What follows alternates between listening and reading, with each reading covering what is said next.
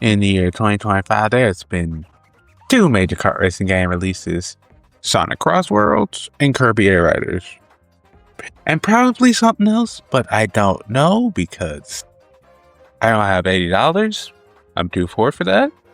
But anyway, ignoring that, let's move on to what I want to do today, which is compare two games, Sonic Crossworlds and Kirby Air Riders. But first up, let's talk about Sonic Crossworlds. Good.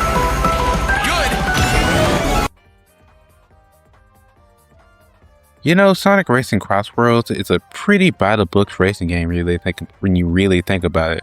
Rather than trying to innovate in the genre of kart racing, it plays it safe and tries to iterate previous ideas instead. For example, going to different tracks in Crossworlds and so different from the track changing in something like Sonic Racing Transforms.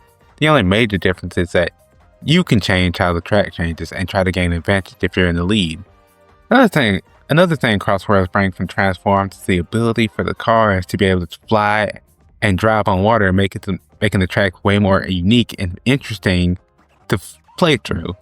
I mean, the cars handle somewhat differently. For example, the drift in the sky is more like a barrel roll. Yes, I know it's not called that. Stop saying something, you nerds. And the drift in water is usually a jump while you're in the water. The vehicles themselves are relatively interesting and talked about too, since they come in very different shapes and varieties. Like, for example, the Drift Happy Extreme Gear from Sonic Riders, which is a cool little callback to that games franchise, which hasn't really been active in like years. Aside from that, there's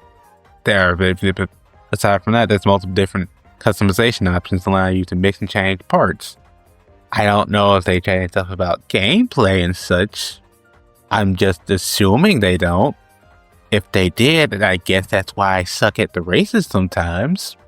That would explain a lot. I'm thinking too much about this and reading off the script, but it's funny.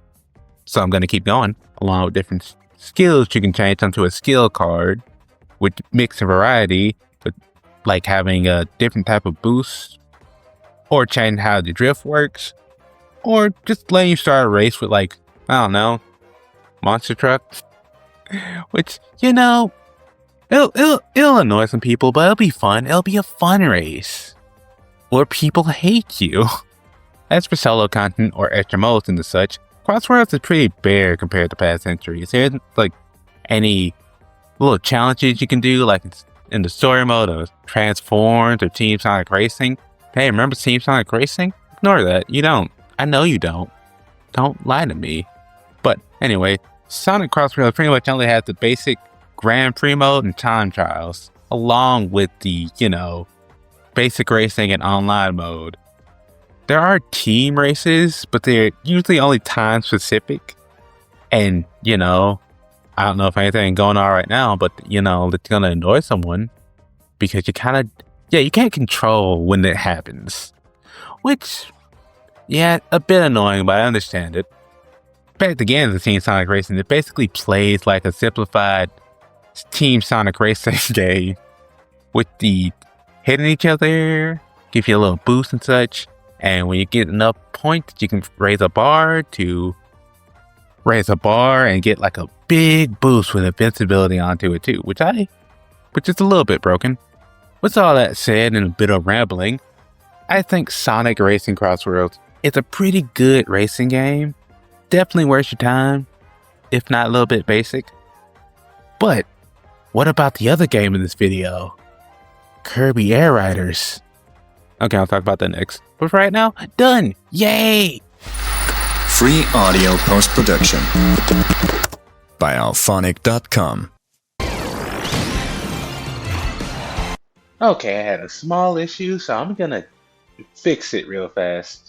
Kirby Air Riders is a racing game? Question mark? Yeah, it's kind of hard to call this a racing game, honestly, but not because of the lack of racing content, but instead its gameplay variety, which includes different modes to let you do different things, including like road trip and city trial, which has a lot of different activities, including collectathons or big boss battles, stuff like that. Besides from that, there is Air Ride and Top Ride, which are a 3D racing game and a top-down racing game, respectively. Although I haven't played Top Ride as much as I should, so I'm sorry about that. But before we go any deeper, we should probably talk about the controls, which is one of the things that make Air Ride such a unique experience. It's basically auto running. Yeah, when I say it like that, it sounds kind of awkward. But it's auto running. But you can control the movement and when the brakes. Also the special moves.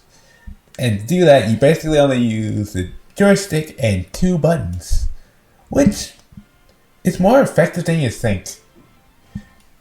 And I think that's part of the game's charm, honestly. Okay. Wait, I almost forgot special moves to use with the other button, and 1 button to use for brake. Almost forgot that. I'm very sorry. Okay, I don't really have a segue for this next part, but City Trial is pretty much the main course of Kirby Air Riders, being a big battle royale type mode which consists of 16 players looking around for upgrades and different vehicles, occasionally being interrupted by the slightest things, like maybe a person crashing into you or hell raining from the ground. Yeah, stuff like that. Also, the occasional event, which, yeah, adds a little bit of fun and challenge to it. And after you successfully survive the hell on Earth, you get to choose between 4 different challenges, and occasionally 1 if someone gets a little special guy I'm not going to mention because of spoilers.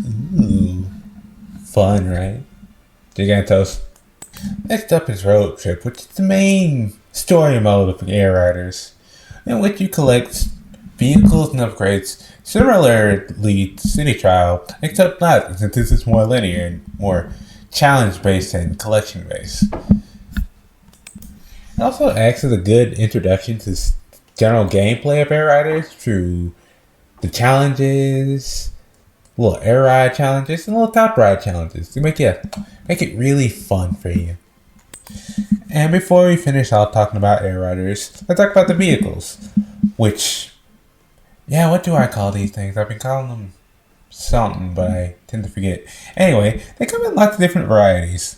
Like a simple wheelie bike, which is a wheel. The Bulk Star, which has great defense, or a fast jet star.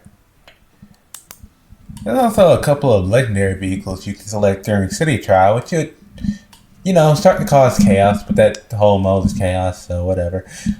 You need to collect 3 pieces. So in summary, yeah, Kirby Air Ride is pretty great. Most unique game out there. Yeah, you should play it right now. Get it, buy it.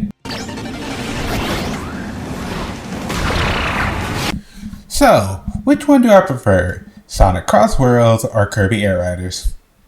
And all I have to say, oh boy, 2Ks! Yeah, I've been waiting for that one. But yeah, arguably both are pretty great, and you should try both of them. Hell, they're so different. I don't think you can arguably say which one is better than the other. Even though someone probably will, you know who you are. I mean, you could probably compare you could probably compare it to some third hypothetical kart racer that costs like $80 or something, but I'm too poor to even imagine something like that. Both games are substantially well made and well designed. Even though I didn't mention it, both soundtracks are also pretty good. Even if Sonic Crossworlds was a bit memed on. Yeah, you remember that opening. Anyways, I hope you enjoy me speaking while gameplay played in the background. I hope you have a wonderful day. I like Sonic more, by the way.